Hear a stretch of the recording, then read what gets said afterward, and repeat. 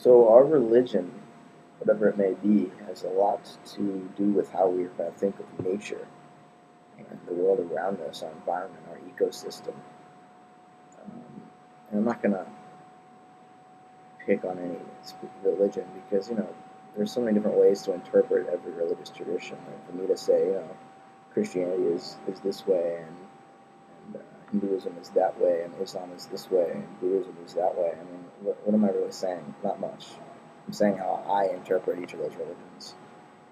So I'm just going to speak in even more general terms than that, not even mentioning the religion, but just trying to talk about what it is that drives a person. Like, what are the different motivating factors to drive a person to be concerned about the environment? Not just to be concerned about it, but to do something, to take action and to change the way that they eat and the way that they live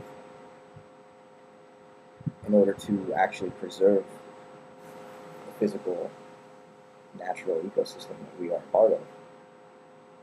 And there's two basic ways to go about this. Either you can feel as though, as a human being, something that's utterly different than the rest of nature, it's somehow your duty to take care of the world that you live in. Like it's your room and you should clean it up because Daddy said so.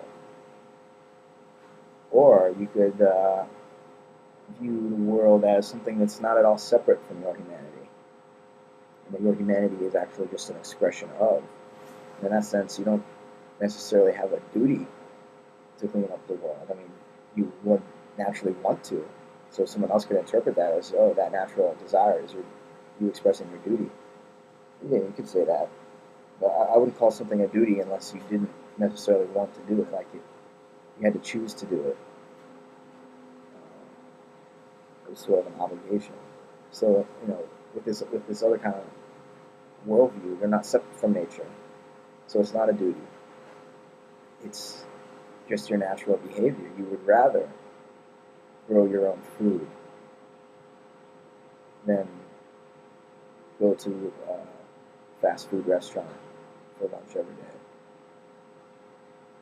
You would rather prepare your own meals. You would rather live sustainably without using so much electricity, without using so much water. Because when you stop using so much energy, the energy gets to be used by nature to do what nature is doing. Like, human beings think that the natural world is somehow not included in our economic system. We take resources out of the earth and expect that they're infinite and that they're there for us to take forever. But they never are. They always run out.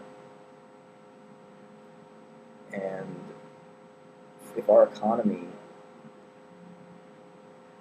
is going to ever become sustainable, which if it doesn't in the next couple, it may already be too late, and we may already have suffered some great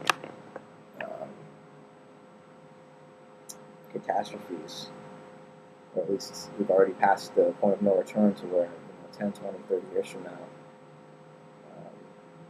the climate and the ecosystem have been so altered by what's going on now.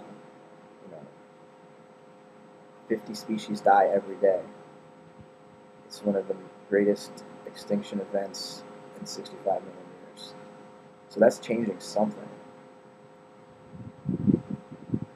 And I'm not going to get into this argument of whether that's just a natural cycle or whether it has something to do with humans. Look, if we're not separate from the world, then, of course, everything we do is affecting the world. But it's not like we're doing it on purpose. Everything that's happened up to this point, human beings have been in a state of unconsciousness because the world is our body. Nature is our body. And if we're not taking care of it, it's not because we chose not to or we chose to exploit it. It's because we're unconscious of the fact that we're only polluting our own body. Anyone who's aware realizes that, 50 species dying a day hurts. It hurts me. Personally, it hurts me. Not just because I choose to think about it, but because I am a part of the same ecosystem. You know, the boundary of my skin is a very superficial thing when you really start to pay attention to it. I mean, the food that you eat, the air that you breathe, the water that you drink and that you wash yourself with, it flows through you.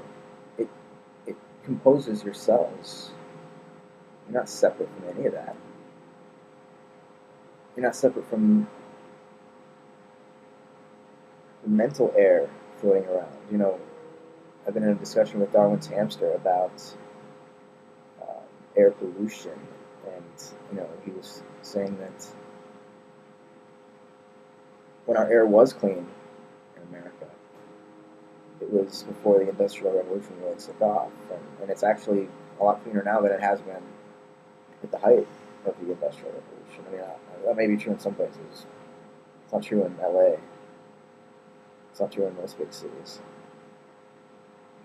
But anyways, you know, that word air pollution, that can refer to the physical air, or it can refer to the mental air. In other words, in the air of the popular culture, and the air of, you know, the spirit of the times. And America's air, in that sense, is very polluted. And it might not be anybody's fault. I mean, to some extent, if there's only, you know, whatever it is, 6 or 7 or 8 mega media companies that own every fucking channel on the air, you're only getting certain views sent out into the mental air, into the noosphere, or at least into the beginnings of the noosphere. The noosphere is, well, it's what this is right now. It's this communication, this global communication network, a global mind. And we've had that since, well, it began, I guess you would say, with radio, or with the first intercontinental Morse code line or something that I think ran across the Atlantic 100 or so years ago. So, you know, these electronic technologies, this electricity, really, is what's allowing us to build a global mind. And, you know, the way it's set up right now, you know, just the fact that I can do this on YouTube is amazing. And it's all sustained by wires and satellites and, you know, radio waves and electronic signals and all this high energy vibration. Makes me wonder if this isn't all just training wheels, and that human beings can ultimately receive these signals themselves, or at least not be so disconnected from one another that we would need this whole apparatus to contact one another again.